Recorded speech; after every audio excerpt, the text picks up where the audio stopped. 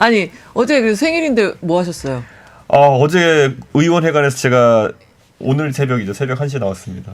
그 라이브 그 의원회관에서 하시는 거예요? 네, 라이브도 하고 일 할 게 많아가지고. 생일이지만 제가 이게 생일이 3월 30일이라 가지고요. 네. 항상 모든 국회의원 선거가 4월 10일, 11일 이렇게 있잖아요. 그래서 선거 때 항상 끼는 경우가 굉장히 많습니다. 네, 그래가지고 생일 제대로 정치한 뒤로 못 챙겨본 것 같아요. 진짜요? 네. 왜 괜히 그래서 그런가 살도 더 빠진 것 같아요. 유지를 잘하고 있는 건지.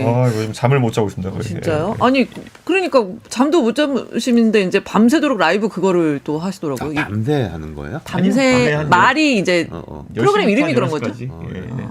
아니 우리 방송하는 사람 안 그래도 먹고 살기 힘든데 또 네. 거기 또 방송까지 하신다고 그래가지고. 그 정치인들은 수익 창출을 못 하니까요. 네. 또 그런 면이 있군요. 네, 어쩔 수 없습니다. 아니 이제 우리 말했지만 뭐 탄핵이 인용되면 이제 바로 혼자 이제 후보 개혁신당 후보가 되는 건데 유일하게 이제 확정이 빨리 되는 거잖아요, 그렇죠? 예, 그렇습니다. 근데 이게 결론이 안 나네요. 이번 주 내일 보궐선거 결론 나면은 이제 날짜 잡지 않을까요? 내일 선거를 보고요? 네, 내일 선거 이후에 선거 보고 선거에 따른 게 아니라 선거에 영향 줄까봐 좀 늦추고 있었다 저는 이렇게 생각하거든요. 네, 이게 뭐 5대 3로 갈라졌다 이런 얘기들 나오는 거는 사실 국민의힘 쪽 이야기가 많은데 저는 그렇게 믿고 싶지는 않습니다. 헌법재판관이라는 사람들이 실제로 이런 사안에 대해 가지고 8대 0이 아니라 다른 판단이 나온다. 저는 각하도 비겁하다 봅니다. 여전히 8대 0 예상? 내용을 보면 8대 0이고요. 일부 각하할 수 있다는 얘기가 나오는데 저는 이 사안에서 뭐 각하를 들이면은 다 법조인으로서 훌륭한 분들일 텐데 경력에 좀 금이 가지 않을까 생각합니다.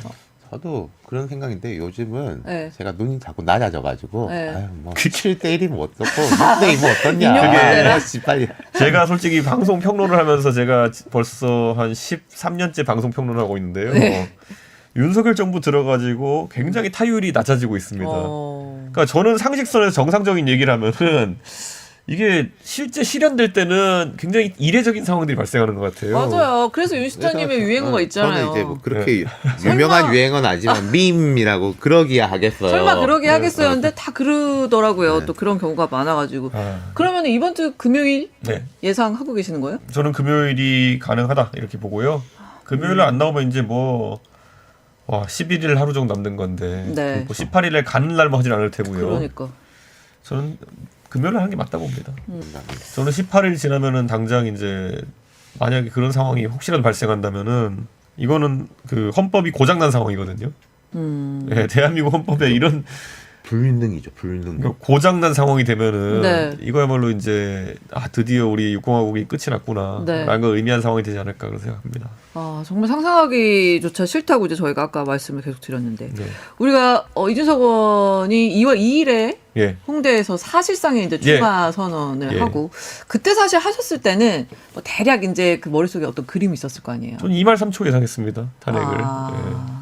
이렇게 돼버리면 이렇게 늦어지게 되면 어떻게 되는 거예요? 약간 좋은 면에서 보면은 시간을 좀 번 측면이 있을 거고 아니면 약간 스텝이 좀 꼬였을 것 같기도 하고 그렇거든요. 어때요, 기자로서? 그러니까 박근혜 대통령 시절에는 이제 탄핵을 걸어놓고 많은 분들이 이제 박근혜 대통령은 약간 이제 떠나보내고 그 다음 단계 준비하자고 해서 뭐 한쪽에서는 반기문 준비하고 유승민 준비하고 이렇게 하는 분위기 속에서 그리고 또 안철수 후보도 부상하게 되고요. 그런 과정이 있었다면은 이렇게 탄핵 찬반에 대해서 보수 진영의 다수가 희망회로 돌리면서 일체화돼 가고 있거든요. 지금 이제 동네 주변에 가가지고 해놓말이 많아가지고 이렇게 되면 물리기도 힘들어요. 이게 원래 제가 많이 하는 게 해놓말 이론이거든요. 선거 때 동네 가가지고 해놓말 이론 깔아놓은 게 많으면 의기양양하게 동네 고깃집에서 해놓말이 많으면은 나중에 상황이 바뀌어도 부정합니다 그거를. 그러니까 부정선거가 딱 그 꼴이거든요. 워낙 해놓은 말이 많으니까 이제 아닌 거 알면서 못 뒤집는 거예요. 내 말을 지키기 위해서. 그러니까 토론하자간 도망다니잖아요. 그 이유는 뭐냐면 해놓은 말이 많아가지고 예를 들어 황교안 대표 같은 경우 여기 인생을 걸었는데 토론 나가지고 깨져버리면 모든 게 무너지잖아요. 그럼 토론 회피가 답이죠. 그런 것처럼 저는 지금 이 탄핵에 대해서도 그런 효과를 노리고 계속 국민의힘에서 이런 걸 퍼뜨리는 겁니다. 동네 가서 각하니 뭐니 이런 말 하게 만든 다음에 나중에 최소한 돌아서지 못하게 만드는 효과. 그러니까 이런 게 사실 새로운 세상을 준비해야 되는 사람들 입장에서는 제일 짜증나는 거죠. 동조 효과를 계속 내려고 하니까. 저는 맞는 말만 하고 살자고 생각하고 있는데 맞는 말이 두 가지 의미 있잖아요. 이게 옳은 말. 그래서 처음에 얻어맞는 말. 그래서 처음에 얻어맞는 말이지만 나중에 가서 맞는 말 하고 싶은데 최근에 특징적인 게 제가 이제 그 예전에 새누리당 시절부터 친하게 지내던 네. 새누리당의 청년 조직 열심히 하고 지금도 국민의힘에서 열심히 하는 젊은 후배가 있는데 저한테 사실 지난 한 2년 동안에 맹비난을 했었어요. 페이스북이라는 곳에서. 원래 친했다가? 네, 이준석이랑 친했는데 이준석이 뭐 배신자고 뭐 친중이고 뭐 이러면서 했거든요. 네. 그러니까 이게 요즘 들어서 사람을 하나 깎아내리는데 쓰이는 게 뭐 친중이니 해가지고 뭐 저희 아버지 이름을 들어가 중국 이름이 말도 안 되는 소리 하고 있고 이러거든요. 예, 그런데 그런 거 이제 하는 게 하나의 조류가 있었는데 네.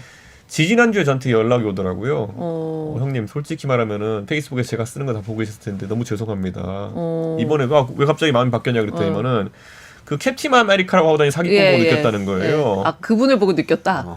그냥 사기꾼이라 표현하더라고요. 그러니까 자기들은 무슨 뭐 트럼프 아까 말씀하신 것 중에 말씀하신 것처럼 트럼프가 도와주러 온다니 무슨 뭐 CIA 요원이라는 이런 뭐 스카이데일이라는 이런 거 다 믿고 있었는데 완전히 무너져 버렸다. 그래서 제가 부끄러워서 말을 못 하겠다 옆에 어디 가가지고. 그래서 저는 이번 대선은 만약 열린다면은 네. 아무 말 안 할 것 같다. 그래서 하지만 형님한테 미안하다는 말을 하고 싶다는 식으로 얘기가 오더라고요. 그럼 형님 좀 찍으라고 그러지 그러면. 그러니까 거기서 아까 말했잖아요. 그러니까 여기서 해로운 말이 많아가지고 이제 말은 못해요 어디 가서. 네, 그 정도가 아마 이런 양심 있는 분들의 아마 한계선이 아닐까 이번 대선에서. 유 시장님 얘기를 약간 일맥상통하는 거네요. 그러니까 이제 오늘 나오신다니까 제가 네. 이제 지난주 금요일 갤럽 이제 그거를 딱 우리 이준석 의원 이제 어딨나 딱 이렇게 봤는데 이름이 왜 하필이면 지난주부터 딱 없어져가지고 깜짝 놀랐잖아요. 그 전부 다 뭐 111, 445 막 이러거든요 지금 보수정 주자 중에. 김문수 지사가 8인가 그럴 거예요. 네, 좀 전체적으로 내려왔죠. 모름 없음이 35 이 정도 있는 상황일 텐데 그러니까 그거가 사실 저도 뭐 0.78 이런 데 있겠죠 어딘가 그렇죠, 지금. 그렇죠. 1이 안 넘으면 왔다 갔다 해요 다들. 그러니까 저는 지금 예를 들어 원희룡 없을걸요 거기? 못 본 것 같은데요. 없어요. 그러니까 이게 지금 자꾸 언론에서 네. 그런 식으로 이제 흥미 위주로 보도하니까 그렇게 하는 거지. 조기 대선 자체를 보수가 틀어막고 있는 상황 속에서 보수 쪽의 분위기는 아직까지 형성이 안 되는 거고. 네. 그럼 이재명 대표 외에 다른 민주당 쪽 주자들의 수치는 나오냐? 그것도 아니거든요. 네, 그러니까 저는 감옥에 있는 조국 대표님 정도 빼놓고는 유의미한 수치가 나온 사람이 없었다는 사람이. 조국 대표 갑자기 2대. 그 여론조사에서 정말. 그 말고는 다 의미 없다. 그러니까 지금 언급되는 뭐 예를 들어 우원식 의장이라든지 아니면 뭐 김경수, 뭐 김부겸 이런 분들 수치는 또 의미가 없어요 지금. 그러니까 저는 대선이란 게 뿅 하면은 그때부터 이제 시작인 거지. 네. 예전에 안철수 대표도 지난 그 탄핵 대선 때 보면은 5, 6 이런 데 시작해 나중에 30, 40 이렇게까지 갔어요. 그러니까 이게 탄핵 대선이라는 거는 엄청나게 변수가 많습니다. 갤럽은 주관식이잖아요. 네. 객관식이 아니라. 국민의힘의 숫자가 줄어들면 지금 한 7, 8명 나오지 않습니까? 네. 그게 한 서너 명으로만 줄어들어도 약간 또 이게 올라가는 게 있어요. 그러니까 저는 이준석에 대해서는 선거 앞두고 네. 제가 항상 3자 또는 이런 포지션을 많이 갔기 때문에 동탄 선거 이전에는 거의 전 평론가 대동단결 조롱 모드였어요. 될 리 없다. 드디어 이준석이 정치적 자살 모드 들어갔다 뭐 이런 거면. 정치적 자살 모드. 그런 표현을 제가 보고 나가지고 저랑 친한 평론가인데 제가 네. 뭐라고 한 적도 있어요. 나중에 어떻게 되나 보자. 네, 그런데 사실 뭐 그게 저도 예전에 평론을 해본 적이 있지만요. 평론은 이렇게 경주마 같이 가는 거고. 실제 선거 뛰는 사람 입장에서는 아까 윤철 시장 말한 것처럼 큰 타임라인으로 보는 거거든요. 네. 그래가지고 좀 다를 겁니다. 보시죠. 예. 근데 사실 이제 이준석 의원이 계속 똑같은 잘함 행보를 가고 있더라도 양당에서 이렇게 너무 계속 싸워버리면 내가 같은 행동을 해도 이렇게 좀 주목을 못 받게 되는 효과도 좀 있는 것 같아요. 그것보다는 지금은 네. 사람들이 대한민국은 의외로 다양한 주제가 형성되지 못하는 나라예요. 그러니까 시사에서 하루에 한 3개 정도의 주제 이상을 다루지 않는 나라거든요. 네. 그게 지역별 특성 이런 것보다는 포털에 다 모여가지고 아니면 커뮤니티사에 모여가지고 하나의 담론을 이야기하는 게 문화화가 돼 있기 때문에 지금은 헌법재판소의 일정과 탄핵에 대한 걸로 모든 관심사가 집중돼 있는 거예요. 거기서 물론 저도 일관되게 뭐 AI도 그렇고 여러 가지 정책에 대한 얘기 할 수도 있지만은 거기에 있어서는 주 전장에서 제가 할 역할이 적은 거죠. 지금은 예를 들어 민주당이 근육 자랑하는 것들, 국민의힘이 지금 어거지로 버티는 것, 이 두 가지가 어쨌든 대립구도에 있는 것이고 여기 저는 양비론으로 갈 수밖에 없잖아요. 그러면은 여기서 양비론은 항상 약하거든요, 메시지가. 근데 양비론을 제가 되게 싫어하는데도 불구하고 이 상황에서는 둘 다 이상하니까 하는 건데 이게 결국엔 나중에 튀어오는 시점이 있는 것이 예전에 아까 안철수 대선 같은 경우도 그렇고요. 양비론이라기보다는 양쪽에 결국에는 이렇게 극한 대립이 있다 보면은 이완될 때가 생깁니다.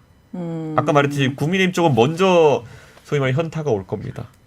국민의힘이 현타가 온다. 왜냐면 아까 인용이 되면 아니 캡틴 아메리카 이런 사기꾼에 농락당했으니까 얼마나 지금 자괴감이 들겠어요. 사실 지금 지난 3년 정도를 보면은 멀쩡한 당대표 쫓아내고 이렇게 계속하고 이렇게 하다가 결국 우리 잘 될 거야 라면서 지금 자기 최면 걸고 여기까지 왔는데 동네 가가지고 개몽령이니 이러고 막 고깃집에서 설명하고 있었는데 차츰 나오는 거 보니까 이거 이제 말도 하지 말아야지 이렇게 될 거 아닙니까? 그게 국민의힘이 이제 현타가 세게 올 거다라고 이제 윤석열 의원 예상을 했는데 사실 원래는 이제 헌법재판소를 향해서 민주당만 빨리 이제 선고를 해라 이렇게 얘기를 해온 상황이었는데 어제부터는 국민의힘 지도부도 얘기를 하더라고요. 오늘도 보니까 권성동 원내대표가 헌재가 조속히 결론을 내야 민주당이 집단 광기를 중단할 수 있다 뭐 이런 얘기를 했더라고요.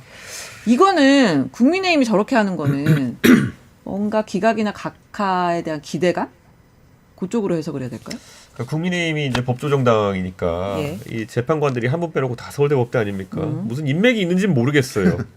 정말 뭘 듣고 있는지. 그러니까 거기서 정보를 바탕으로 저런 거 하는 거라 그러면은 그래 좀 믿을 만한데 헌법재판관이 그렇게 정보를 흘릴 정도로 무책임하다 보진 않고요. 국민의힘이 여론조사나 이런 것들이나 정보 취합해가지고 판단 내리는 능력이 좀 취약한 측면이 있습니다. 예전에 대표할 때도 보면은 잘 못 봐요, 표나 이런 것들도. 그리고 정보 분석 능력이 좀 떨어지는 경향성이 있는데 지금 제 생각에 진짜 착각하고 있는 거 아닌가 싶습니다. 진짜 이게 기각이 날 수 있다는 생각을 하고 있는 착각하고 거고. 있는 것 같아요 지금. 얘기하는 거 들어보면.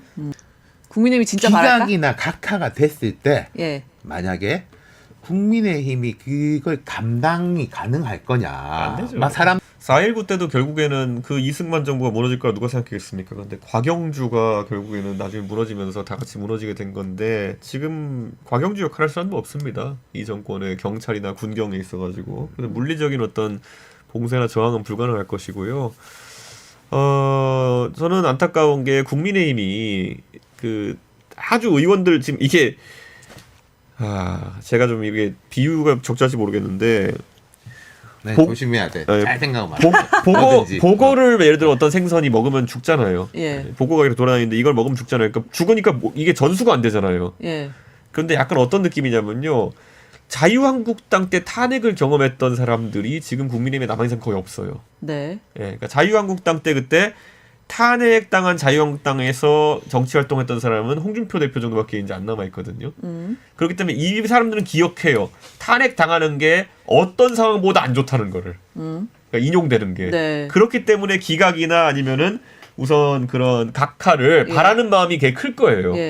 제가 옛날에 상계동에 정치할 때 그때 자유한국당의 상대 당협위원장 이런 사람들 보면요.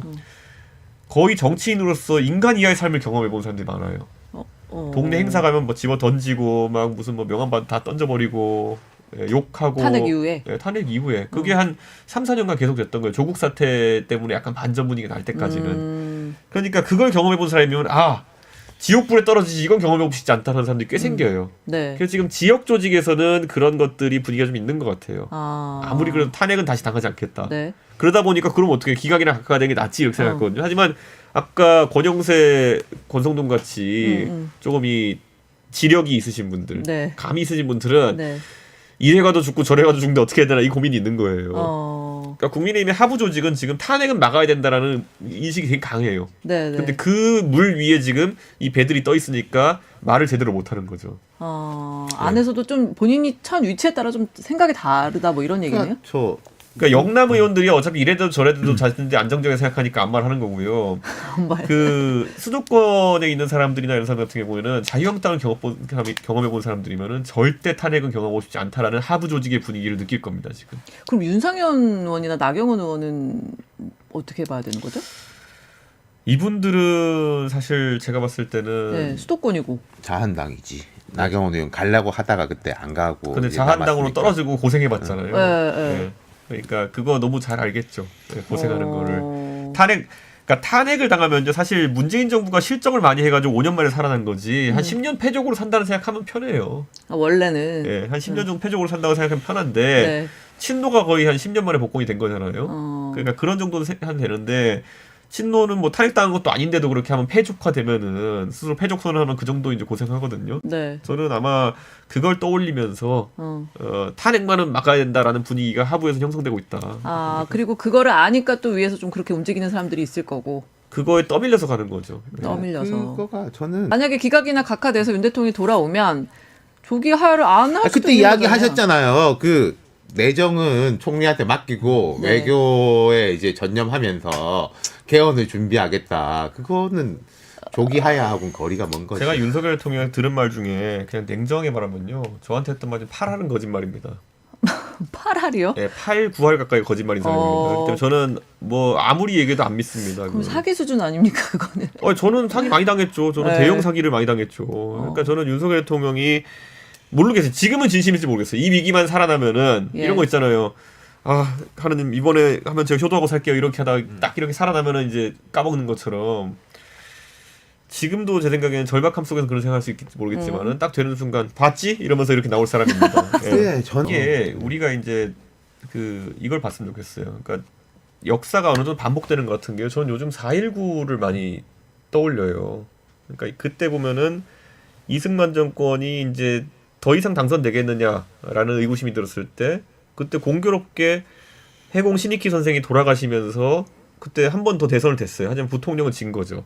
그러니까 총선은 진 거랑 비슷한 상황인 거죠. 근데 그 다음에 어떻게든 이끌어 나가려고 하고 해가지고 결국에 4.19가 날 때까지 권력을 유지하려고 하다가 결국 무너지게 되는 거거든요. 전 윤석열 대통령도 마찬가지인 게 마지막까지 한번 승부 걸어보고 싶었던 것이 이재명 대표의 2심 유죄를 통해 가지고 야당 후보가 제거된 상태에서의 조기 대선을 해볼 만하다. 그랬던 거죠. 그런데 그 꿈이 무너지고 나니까 이제 무리수밖에 안 남은 거거든요. 그럼 더 안 좋은 상황이 발생할 거다 이런 생각입니다. 그런다 해도 혹시 이준석 의원은 윤 대통령의 어떤 복귀를 그래도 가능성을 좀 생각이나 뭐 준비나 이런 걸 좀 하고 계세요? 만약에 윤석열 대통령이 복귀를 하게 된다. 그러면 전 이런 생각은 가능해요. 그 국민의힘이 계속 기세싸움 한다고 국회의원 총사퇴 및 대선과 지선을 같이 하자 뭐 이런 주장을 할 수 있어요. 그게 말이 되는 소리냐 하는 생각이 들긴 하는데 그런 식의 아젠다를 던질 겁니다. 근데 그게 굉장히 이제 퍼퓰리스트적인 이제 얘기인데 그런 이야기가 요즘 자주 들려요, 의도에서. 국회의원 총사퇴 얘기 몇 명 하셨잖아요. 대통령이 그런 승부수를 던질 것이다. 대통령 입에서 그 얘기가 나온다? 만약 기각이 되면은 그런 얘기가 그 주변에서 나오기 시작하거든요. 그러니까 뭔가 지금 착각을 하고 있는 거예요. 그러니까 이게 국민들의 국회에 대한 조직적인 반감이라든지 이런 것들도 활용하고 해가지고 어떻게든 반전 카드 던지려고 머리 굴리고 있는 거지.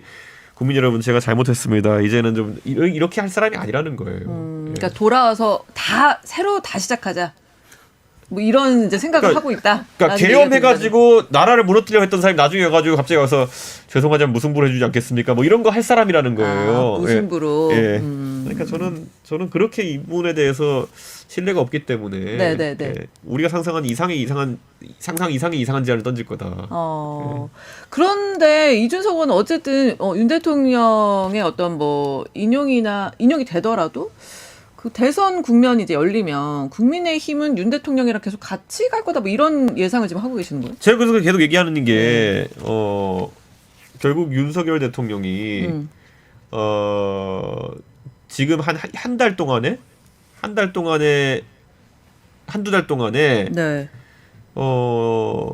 조용히 있잖아. 구속 취소 이후에는 윤석열 대통령이 이제 페이드아웃하는 분위기가 있었어야 되는 거거든요. 근데 페이드아웃하는 분위기가 아니라 결국에는 계속 이렇게 기세를 올리는 분위기가 계속됐어요. 그렇기 때문에 제가 정치적 탈상 과정을 거치지 못한 상황에서 국민의힘 경선이 치러질 것이다. 이런 얘기를 하거든요.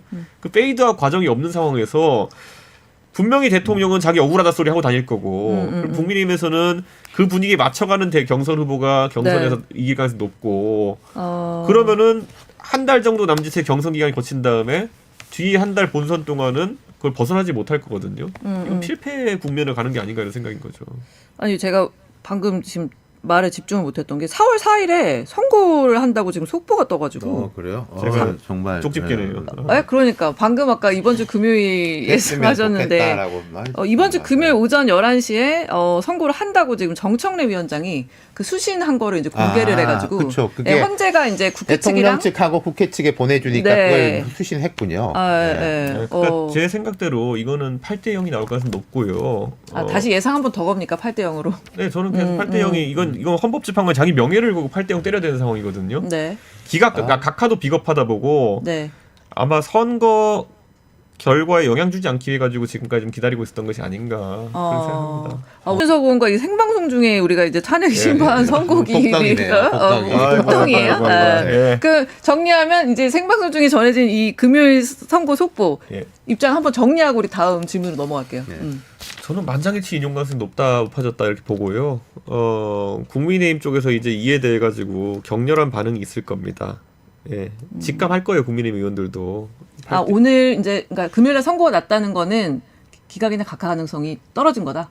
교착인 이런 말 하면서 계속 얘기했는데 교착이 아니잖아요 이러면은. 근데 어쨌든 그러니까 국민의힘 의원들이 참 근시안적인 게 이거 상황을 봤을 때 본인들 뭐 판사 출신이고 나경원 의원 본인도 판사 출신 아닙니까? 네. 여기서 기각 결론을 낼 수 있는 방법이 있느냐?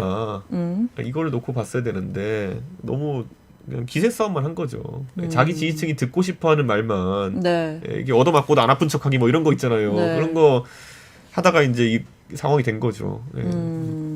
우리가 아까 이제 국민의힘의 어떤 이제 조기 대선 국면에서 뭐 경선 과정에서부터 윤 대통령과 이렇게 좀 같이 갈 거다 이런 예상에 대해서 얘기하고 있다 갑자기 속보가 전해졌는데. 못 버릴 거라는 거잖아요, 지금 예상은.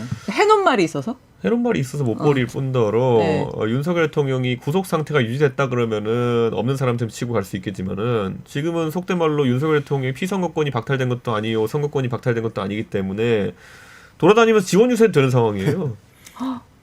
지원 유세 할 거라고 보세요, 정말로? 이분은 자기가 무시받는다 생각하면은 뭐든 할 사람입니다. 갑자기 유튜브 채널을 열 수도 있어요. 저는 밤새도록 라이브. 이분이 이 작전을 짤 때 인간이 상상 가능한 최대한의 행복 회로로 돌리는 분입니다. 법조인이니까 또 아니 그러니까 뭐냐면 예를 들어 매번 계획 짜는 게 뭐냐면은 저한테도 선거 때 와가지고 뭐 어제 어떤 회장님이 와가지고 뭐 했는데 뭐 한 30만 표로 올 것 같습니다. 뭐 이런 말도 안 되는 소리를 하는 거예요. 그러니까 어떻게 사람이 30만 표를 끌고 와요. 왜 교주도 못해요 그거는. 근데 그런 걸 믿는 사람이거든요. 그러니까 지금도 나름 자기 딴에는 회로 중에 보면은 믿고 있는 것들이 있을 거예요. 그래가지고 이번 대선에서 자기를 밀만한 후보를 밀어가지고 당선시켜가지고 내가 사면복권 받겠다라는 그런 행복회로 같은 걸 꾸릴 가능성이 높아요. 그러면 가만히 있을 수가 없는 겁니다. 내가 나의 이런 걸 바탕으로 해가지고 당선시켜가지고 어퍼컷도 하고 이러면서 분위기 띄워가지고 내가 내 힘으로 나의 사면복권을 이끌어내겠어 이런 망상을 할 가능성이 있거든요. 그러니까 저는 이분을 너무 과소평가하지 말라. 아니 그렇게 되면 실제로 정말 그렇게 되면 뭐 한동훈 전 대표나 뭐 유승민 전 의원이나 뭐 이렇게 어떻게 좀 룸이 적어지는 거 아니에요? 특히나 한동훈 전 대표. 한동훈 전 대표에게는 생각보다 룸이 열릴 수도 있다 이런 생각합니다. 왜요? 왜냐하면 생각보다 그 단독 찬스는 되게 중요한 거거든요. 그러니까 그 윤석열 대통령이 서슬 8월 때 그때 이준석이 단독 찬스로 하여튼 윤석열 대통령이 비판적인 스탠스 가져가면서 언론 지분도 확보하고 했던 거 아닙니까? 지금이야 모두가 까지만은. 그런데 지금 만약에 대통령 경선이 치러지게 되면요. 제가 봤을 때는 지금 한동훈, 오세훈, 홍준표, 김문수 순서대로 이렇게 스펙트럼이 잡혀있다 치면요. 가장 윤석열 대통령이 친한 쪽이 김문수, 가장 반대한 쪽이 한동훈이라 그러면요. 이게 원래는 반반 갈려가지고 오세훈, 한동훈은 찬탄 후보, 나머지 홍준표, 김문수는 반탄 후보로 이제 돼가지고 구도가 잡혀야 되는데 제 생각에 오 시장부터 반탄 후보 계열로 붙어버릴 가능성이 있습니다. 오 시장은 또 그리고 약간 지금 출마 자체가 좀 불투명해진 거 아니에요? 저는 할 거라 봅니다. 그런데 어쨌든 그렇게 묶여버리게 되면은 이 반탄이라는 구도 그게 물론 한 국민의힘 내선 60-70% 정도의 포션이 된다 생각해가지고 그거 먹으려고 다 달려들겠지만은 찬탄이 20-30%만 된다 하더라도 그거 먹고 그 다음에 언론 지분을 상당히 먹을 겁니다. 왜냐하면 언론계의 윤석열 대통령에 대한 분위기는 호의적이지 않기 때문에 예. 그러면은 반전의 효과가 나올 수 있다 보는 게 냉정한 분석이죠. 네, 이준석 의원의 예상은 그 반탄 포션을 한동훈 전 대표가 좀 많이 본인이 좀 혼자 먹고 가는 판이 될 수도 그렇게 될 것 같습니다. 최근에 그래요? 저는 오세훈 시장이 한 달 전만 해도 탄에 가까운 표를 많이 가져가려고 할 것이다 생각했는데 네. 생각보다 최근에 이제 일련의 사건들로 인해 가지고 위축이 되셔서 네. 그러면 안정적이라기보다는 이러면은 집토끼부터 잡아야지 이런 생각을 할 것 같습니다. 수세적인 급하면은 또 이제 거기부터 이제 해야 되니까. 예. 그러면 이제 한동훈 그리고 아마 홍준표 예. 시장이 예. 거의 한동훈 때리기로 일관할 거거든요. 근데 이게 그래서 은근히 김문수 장관이 무슨 뭐 이렇게 나오신다 하더라도 그런 강한 전선을 형성할 것 같지는 않고 네. 그냥 좋은 게 좋은 거자면 가실 것 같고 예. 그럼 홍준표 대 한동훈의 구도가 굉장히 굳어질 가능성이 있다. 오히려요? 예. 그런 생각이 좀 듭니다. 그러면은 한동훈 전 대표는 최근에 약간 이제 구속 취소나 이런 거 이후로 메시지가 약간 윤석열 대통령에 대해서 약간 옛날만큼의 그런 날이 좀 없어진 느낌이었고 또 어제 그 박정훈 의원이 SNS 낸 거 봤어요? 예. 약간 우리 뭐 싸우지 말자 약간 이런 분위기였잖아요. 그래서 저는 한동훈 전 대표가 약간 뭐 경선 국면에서도 윤 대통령과 어떻게 이렇게 좀 이렇게 대척점에 있지 않으려고 하나? 뭐 이런 느낌이 좀 들었는데. 이 현장을 다니기 시작했잖아요. 한 달 전부터 한동훈 전 대표가. 현장 다니면요. 네. 인간이 상상할 수 없을 정도의 대우를 받는 경우가 있습니다. 예. 예를 들어 이런 거예요. 저도 제가 이제 당대표하다가 저 쫓아낸다고 할 때 제가 뭐 전 잘못한 거 없는데 내가 성상납 이런 것 때문에 왜 쫓겨나야 되냐 이랬을 때 그 보수 진영의 이제 유튜버 중에 시간 많은 분들이 있어요. 네. 예. 이분들 같은 경우에는 제 노원의 상계동의 저희 집 앞에서 아침 8시 이럴 때마다 오셔가지고 일부러 초등학생들 등교하는 시간에 엄마들이 애들 데리고 가는 시간에 여기에 성상납한 이준석이 살고 있습니다. 부끄럽지 않습니까? 이런 거를 그냥 한두 달 했어요. 네, 집회 신고하고. 네. 그러니까 그렇게 되면 이제 사람이 돌아버리거든요. 근데 그런 거를 당하고 있을 겁니다. 지금 한동훈 전 대표가. 네네네. 네, 그래가지고 저 때는 전당대회를 하면 코로나가 아니기 때문에 지금 압축해서 하겠지만은 연설장 같은 데 다닐 거거든요. 이제. 거기서 현장에서 말도 못할 만큼 전에 모욕감을 느낄 거고 지금도 이번에 한동훈 전 대표가 뭐 부산 갔다고 했을 때 그런 거 막 와가지고 방해했다는 얘기 들리잖아요. 네네. 그런 것 때문에라도 위축될 가능성이 좀 있습니다. 또 나온 속보는 헌재가 탄핵 심판 선고를 생중계하고 일반인 허용 방청도 허용한다고. 추첨으로 이렇게 하는 건가요? 혹시 뭐 가실 생각은 없어요? 저는 뭐 갈 필요는 없고. 그래요? 네, 뭐 언론인들이 많이 가야죠. 그리고 네네. 저거만 봐도 인용입니다. 저거만 봐도 인용이다? 표정이 굉장히 좀 처음에 들어올 때부터 계속 좋아지셨어요. 네, 인용이죠, 저거는. 인용이니까 와서 보라는 거죠. 사실 민주당은 지금 이 상황에서 계속 화재 훈련 같은 걸 하는 겁니다, 지금. 화재 어떤 거? 화재 훈련 같은 걸 하는 겁니다. 화재 훈련? 예, 그러니까 이게 뭐냐면 우리가 파이어 드릴이라고 하잖아요. 네. 결국에는 그런 상황이 발생할 거에 대비해가지고 자기 지지층한테 계속 이런 좀 뭐랄까요? 언제든지 이런 상황이 발생했을 때 행동에 옮길 수 있는 것을 비상을 거는 거를 계속 하고 있던 거거든요. 무슨 말인지 알겠어요. 그러니까 긴장감이 민주당 지지층이 어느 때보다 높아져 있어요. 그러니까 여론조사 응답률 같은 것도 꾸준히 올라가고 있는 거거든요. 이걸 계속 유지시키는 게 중요하겠네요. 그렇죠. 지금 이게 탄핵 대선 짧기 때문에 굉장히 이런 그 즉각 대응 태세가 준비되는 게 중요하거든요. 그래야 어떤 상황이 발생해도 긴급 대처할 수 있다 이런 건데 지금 아까 저희가 처음에 분석했던 것처럼 국민의힘 지지층은 너무 이 비상이 오래가면서 이제 약간 힘들어. 양치기 소년같이 돼버렸어요 전체적으로. 그러니까 캡틴 아메리카 하면 낚이고 이러니까 현타 오는 것처럼 스카이델리에 낚여봤지 뭐 그 중국인 99명 이런 거 말도 안 되는 거 주한미군한테 반박당하지 않나. 이거 보수가 처음 해보는 경험이거든요. 가가지고 우리는 성조기 들고 이러고 있는데 주한미군이 우리 반박해. 이건 무슨 세계지? 트럼프는 윤석열이 아니라 김정은 만나겠다 뭐 이런 소리 해대고 우리가 막 트럼프한 트 황상 그러고 스탑 더 스틸 쓰고 우리는 막 열심히 하고 있는데 미국은 봐주지도 않아. 뭐지? 이러니까 완전히 이제 현타가 오는 거거든요. 그런데 이제 거꾸로 민주당 지지층 같은 경우에는 이제 이 훈련의 과정을 통해 가지고 이제 드디어 날이 왔구나 하면서 이제 결기를 다지는 거죠. 그러니까 이 이완도와 이런 굉장히 차이가 많이 나는 거죠. 안 그래도 지금 이재명 대표가 그 2심 선거법 사건 2심 무죄로 어떻게 보면 날개를 달았는데 그런 식으로 긴장도까지 계속 유지를 잘해가면 결국은 뭐 이거 이재명 대표 되는 판 아닙니까 이거? 저는 뭐 선거는 변수가 많으니까요. 예. 예, 우리가 봤을 때는 시간이 짧아서 이제 탄핵돼서는 문제긴 하지만은 이재명 대표는 지난 대선에서 어느 정도 한계점이 드러난 부분이 있거든요. 그때도 근소한 차이로 이제 지긴 했지만은 이재명 대표가 이번 선거에서 어떤 조합의 후보를 만나냐에 따라 가지고 굉장히 득표력이 달라질 거다. 예, 그 노무현 대통령이 등장하기 전까지 이회창 후보는 당선 확정자였어요. 그렇게 살아왔고요. 예, 지금의 이재명 대표가 가가지고 대통령 된양 하는 것보다도 훨씬 더 자신감 있는 행보를 보이셨어요. 이회창 총재는. 근데 그게 아니라는 거는 또 우리가 역사를 통해 알잖아요. 네. 그러니까 저는 한번 보시죠 어떻게 될지.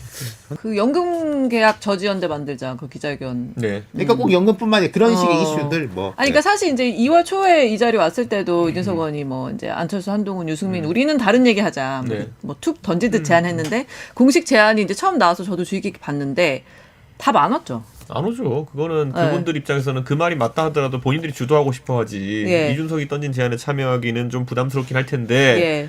문제는 그분들이 그렇다면 입장이라도 더 강화해서 밝혀야 되는데. 예.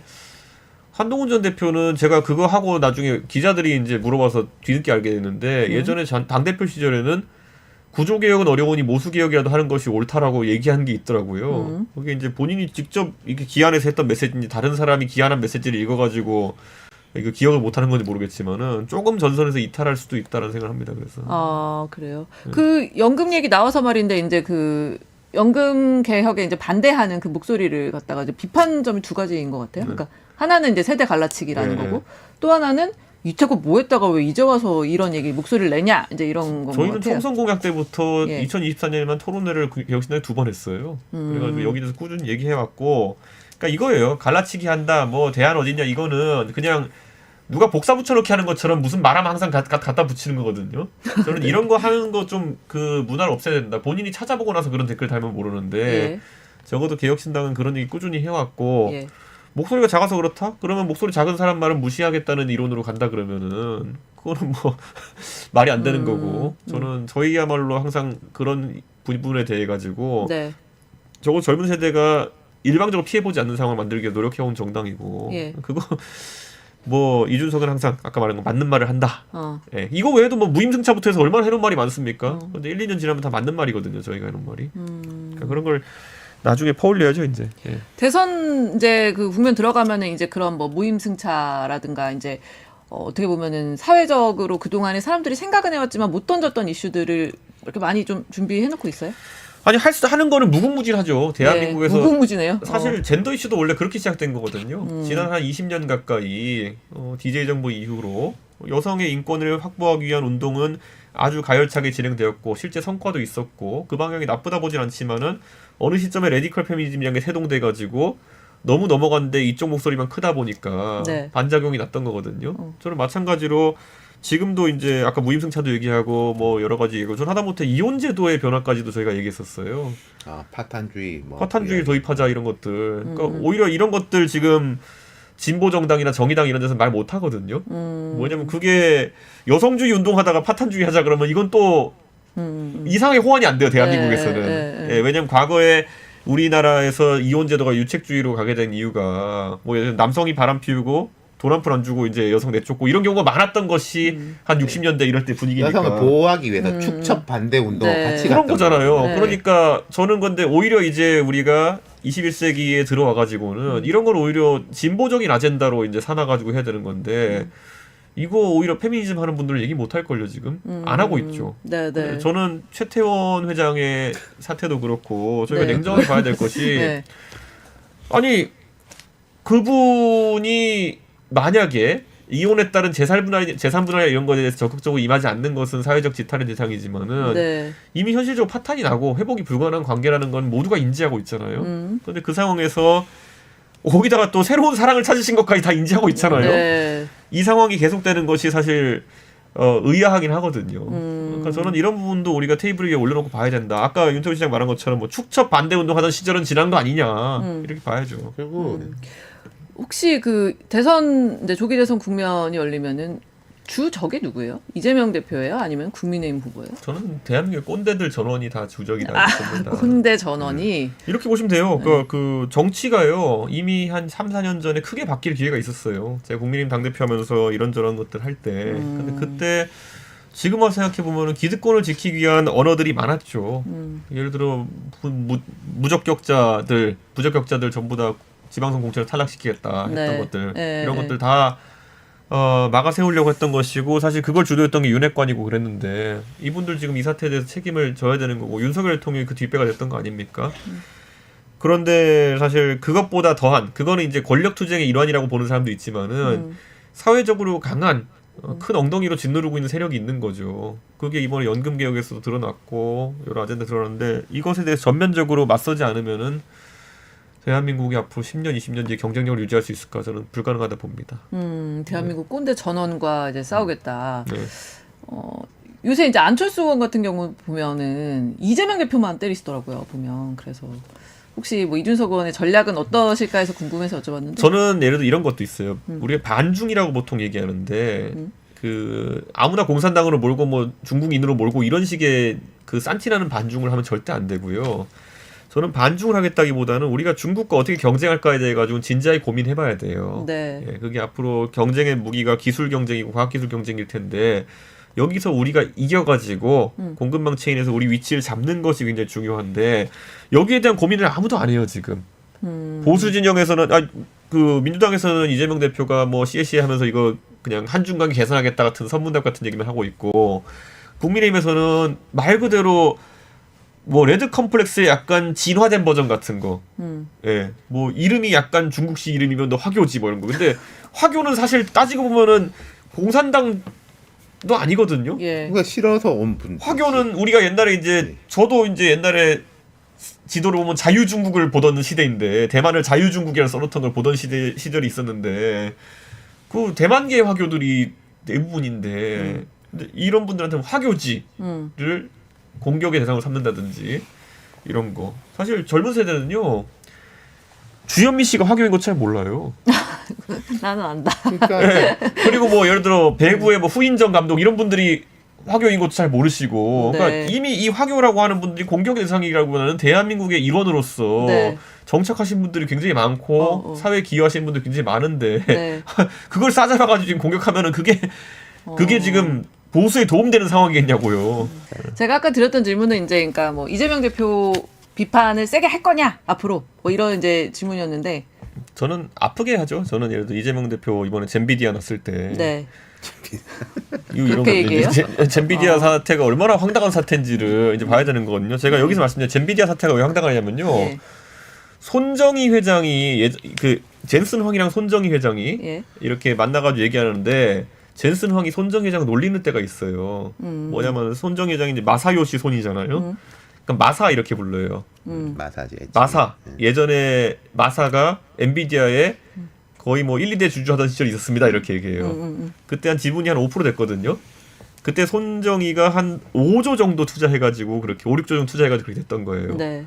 그런데 그 다음에 이제 그때 왜 그냐면 채굴 그래픽 카드, 비트코인 이런 것 때문에 그게 한창 뜨면서 엔비디아가 잠깐 떴을 때가 있었어요. 근데 그 뒤에 그 비트코인 시장이 내려가면서 손정희가 손해보고 팔아요 전부 다.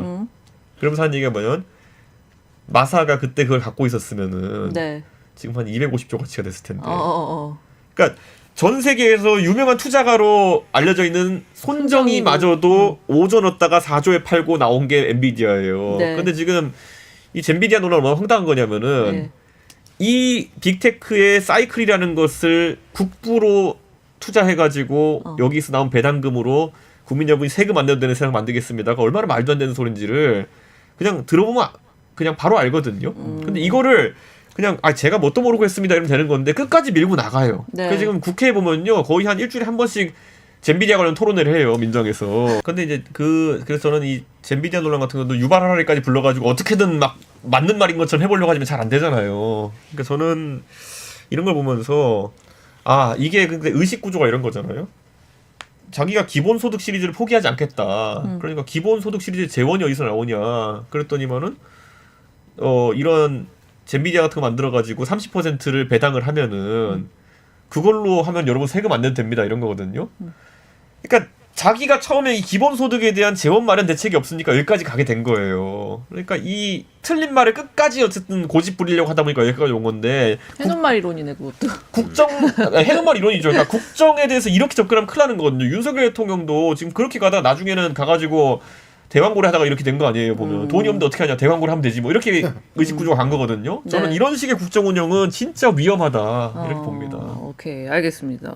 더 얘기를 하고 싶은데 우리 오늘 오신 김에 그 SBS 저희 그 화제 네. 성금 모금 방송으로 저희가 또 이동하셔야 돼서 예. 잘 챙겨 오셨어요?